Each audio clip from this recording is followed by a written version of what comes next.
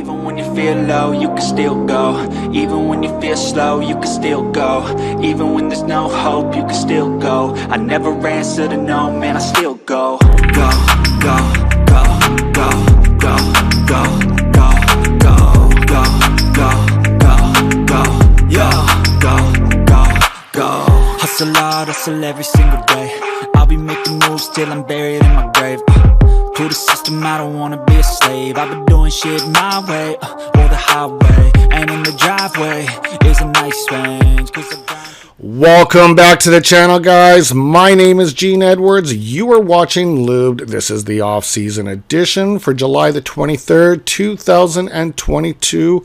A whole bunch of news to talk about, including the retirement of Andre Sekra, the signing of Matthias Janmark. The arbitration dates for Puljujarvi and Yamamoto are in. The Vegas odds for Patrick Kane and which team will land him. And a massive blockbuster trade just south of Edmonton in Calgary involving the Calgary Flames and the Florida Panthers. But first, I am going to talk about an ugly story involving Oilers owner Daryl Cates.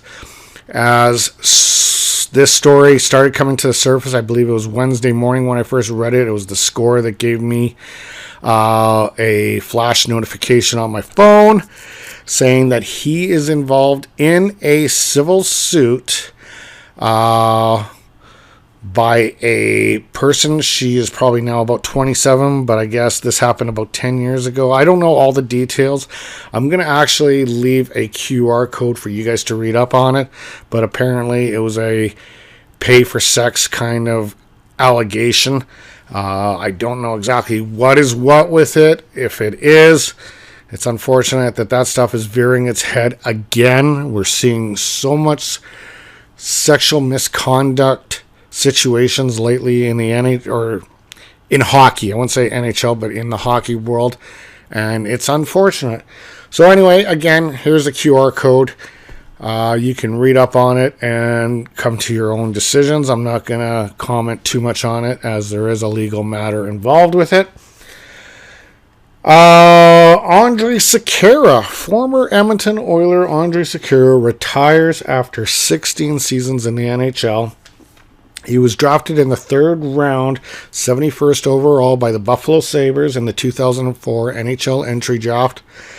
He played for Buffalo, Carolina, LA, Edmonton, and Dallas. His career stats were 842 games played, 51 goals, 202 assists. One of those assists happened to be the assist of Connor McDavid's first ever NHL goal, by the way.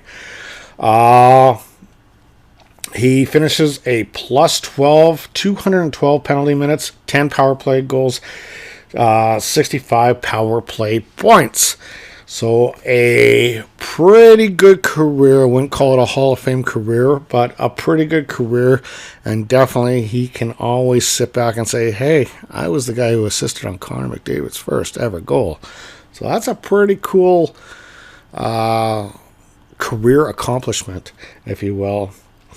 Also on Sunday, so this was just after I released the video, but the Edmonton Oilers signed Matthias Janmark. He was with the Vegas Golden Knights last season. He had 25 points in 67 games. This is one of those signings that I'm thinking, like, they need the cap space to get Yamamoto. They need the cap space to get Puljujarvi and McLeod, all those guys signed, because we definitely want to keep at least two of those three players.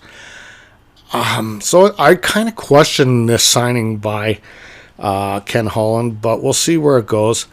I mean, I can't really fault him for the recent events. Getting Patrick Kane for what he got him for was just amazing.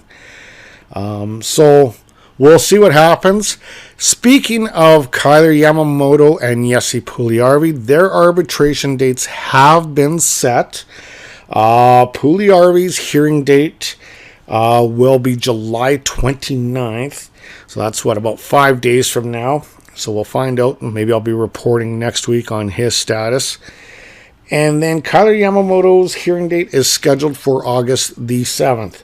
Now, when it comes to these, hopefully they can resolve their issues before it becomes this. Because what happens in these arbitration rooms is obviously the team is looking to get that player at a lower price point. So what happens is the team starts attacking their flaws. And sometimes these arbitration hearings get a little ugly, and then players don't feel the same afterward, owners don't feel the same afterward, and it kind of tarnishes the relationship between the two. So hopefully it doesn't get to that point. I hope that, like right now, it sounds like Jesse Puljujarvi is on his way out. I hope that they can come to an agreement with Yamamoto and McLeod before it goes to arbitration, but we'll see what happens. And the Vegas odds on Patrick Kane are down. And surprise, surprise, Edmonton is a 3-1 favorite in signing a deal with Patrick Kane. I don't know how the Vegas odds makers come to these decisions on it. I guess they just figure Patrick Kane would be a good fit because the Oilers are close. They are a contender now. They are close to winning a Stanley Cup, and Patrick Kane would probably want to end off his career with one more cup, and it would probably be a good fit. So the Edmonton Oilers are number one with a 3-1 favorite, and that's kind of warm and fuzzy here, but I don't think that'll happen because that's Ken Holland's still going to have to move mountains to free up cap space on that to make that work out. And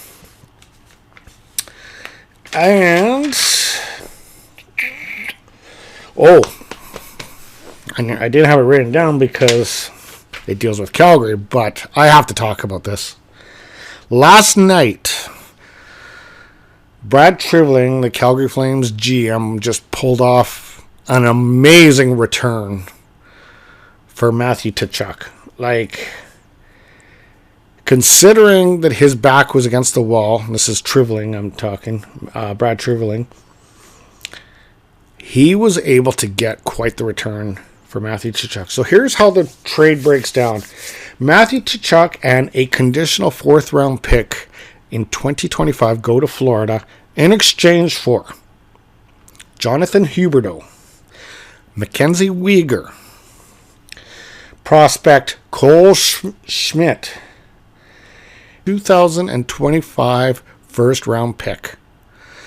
So he did pretty good. I even have to give Brad Trivling a show of support and applause, because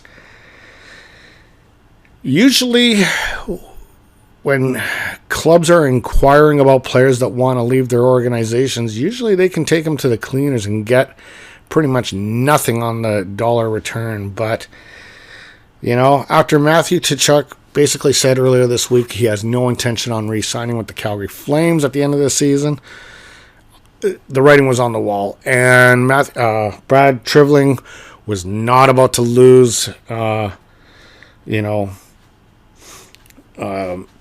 Tkachuk to free agency like he did with Goodrow.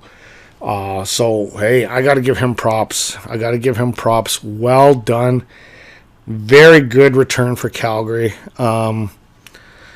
Really good return for Calgary. The only thing is